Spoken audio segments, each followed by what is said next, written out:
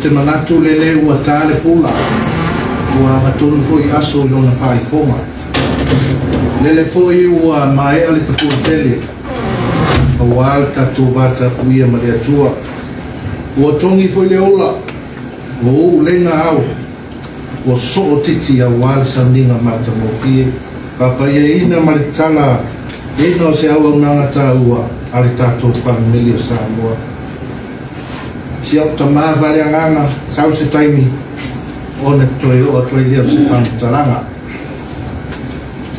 o te tautala lava i le whaalualo mai mingau o te wala awina atuai lana fionga Honourable Prime Minister fia mena aomi mataafa mo le launa o tu o le tatu whamoe moi lau fionga te whalimia o Samoa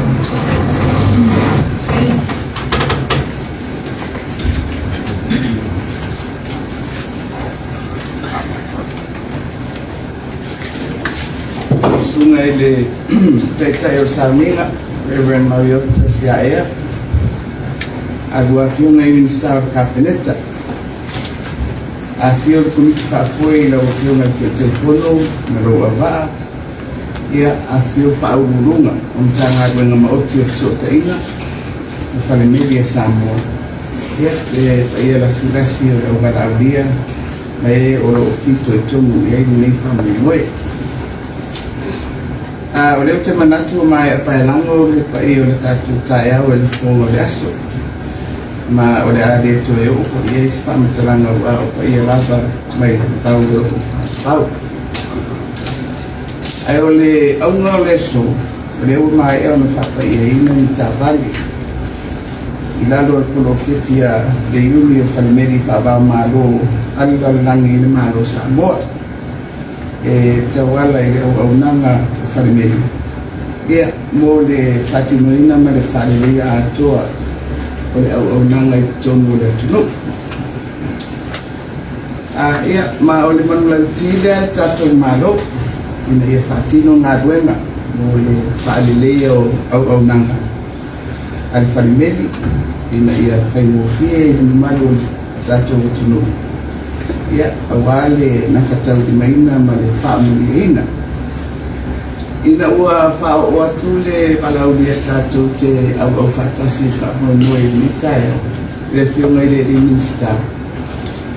Ia sa au tali ia whainga whaawai al tātou malo ia luan Minister ia e tāpuna ia su tāu kua na mitanga duena. Ai ua o manatu o le tāua o le awai mai ni tae au. O le au nanga le whanme Pea se au nanga e longa tele tonu le tunu. Ai peitai. Tātou te roa umarawa le tāua o lea au nanga. Ai mai se i awala e whisota i ai ia tangata sulfua. E ala le imeli o whaamoli. Ia matuvanga whapena. O le larulangi foi o loo iei nei whenga whatekonolosi. Penga te whainani. Whawhengu fia i o na Kuto tai tanaka, ai peitai.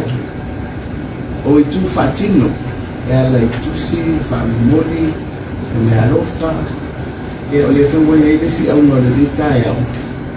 Ua whatula i maise awa noa e ngā lue whapaana ai, ia li tātou whamimeli, ma pisi nisi la iti.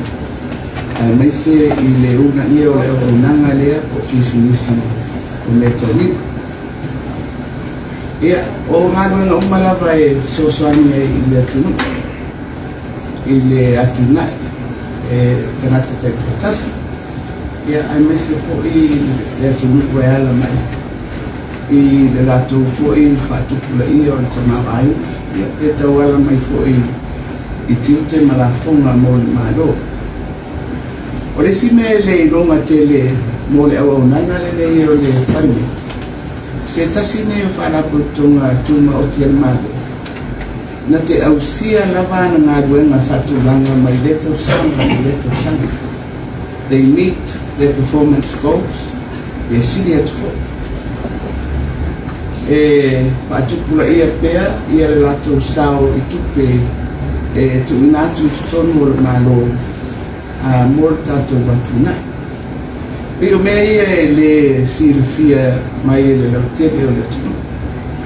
Le fati nongo le o nanga. Ia ma le tulanga fatukula ia pea o le fa le leia o nanga. O se tasi le o fa la tonga. E tula i mai pea I tausanga te tasi. I le fatino o ana o nanga. Mai o te fia fa mai le ia no ai le ngata e fa ilo ai natulanga e le o si fia la te. Ai mo moli tu ai foi fa stai I le telefono ma le tanto komiti fa foi. Ia ai mese le kulenga. Ia lo sunga I le ofisi le kulenga ia le nale ngana e fa mai na le ia vanoa. E mo moli tu ai le mando na fa stai I lau tautua whaiwhaipea. Ma le tautua mai ai a tā pena mo le au nanga I le tātou atunu. O le situ tāua o le tāi au ni e whailo ai fōi. Whenga whapaana o lo whapenāna na langolanga sua I whamoemoe o le atina ai o le tunu. Ia e ele iuni o whalimeri I whapao malo. O lo whapelawa o na tōlua ina I whamoemoe. O le rei fōi pai na tūma oti o le tātou malo. E langolango mai I ana au nanga. O le lasanga lea o le ngalurue whapaana ma pisi light. Ia o sesi lasanga fōlea. E tari atu ai fōi I manaonga o loo iai. Ia tātou pisi light. E whalau tele a whalau doa ai. Ma mauawa noa mo le whatauina o alato o roa o whapenao na saria.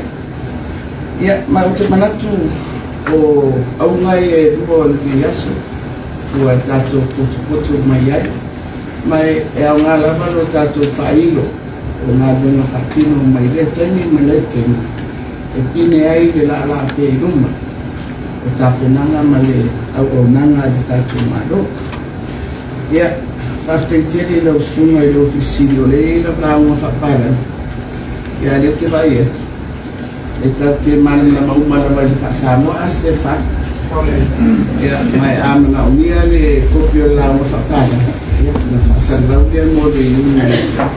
O le topa anga lea o iuni whalimeri whabao mare. I tātou whailoina o miaso. Ai o te ia whaungaina te a wanoa. E whatastasi mai na I tātou uma e maise e a whionga I le ministar te telefono ma le komiti whatonu e a mese le ofisi le pulenga ma le opena pena tātou te whailo e tāuo ngā rofa o tātou maua le nei aso ia ma ngā duana whatino ua ma whailo ni whanai e maua te tala alo I ai e whaamoi mo he rua ia soifua me manuia.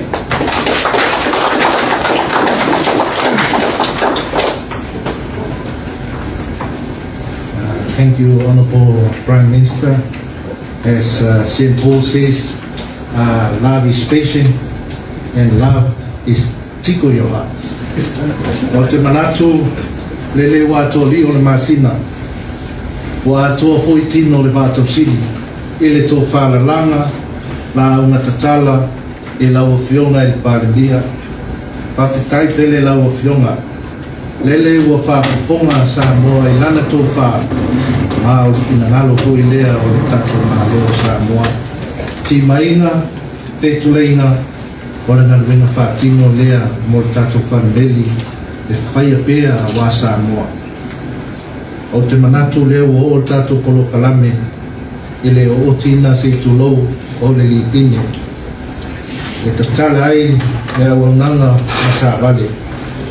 I fia le ngana I walau te lau whionga, lau tō wha Honourable Minister, mau si osi koe mai, mo le whatino ina o le whamoemoe, ma le anganga tumu I whanualu.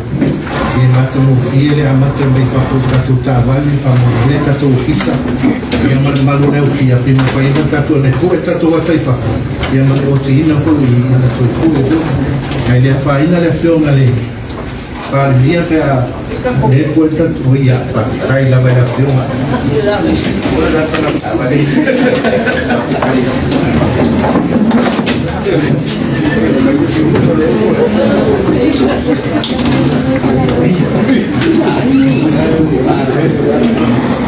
Jaha, meillä on också Lipping och Vänfågel samma post. Ja puede perfecto.